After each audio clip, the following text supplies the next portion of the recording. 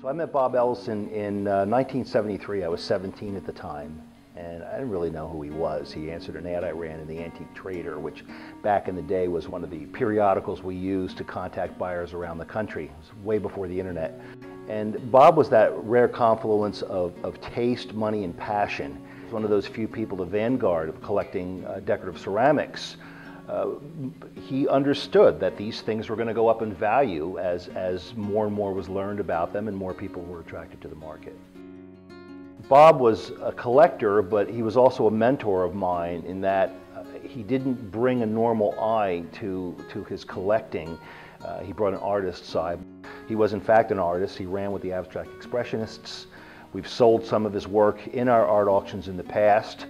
And so when he bought something, I would learn how he was looking at a piece because I don't know. I mean, what did I know? He was very patient and would teach me about how things were better than other things and certain aspects to look for in terms of form and color, especially with George Ohr, and much of what we're selling of Bob's is George Ohr.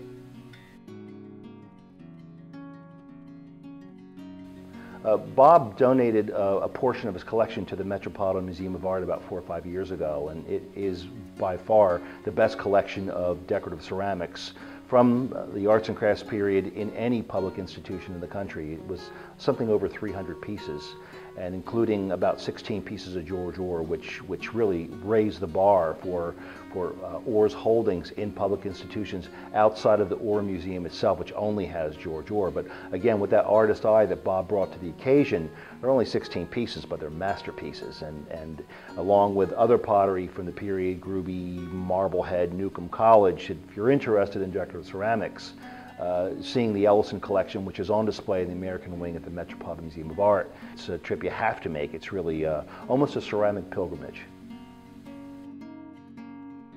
We have in this auction a selection of George Ohr Bob's, about 30 pieces.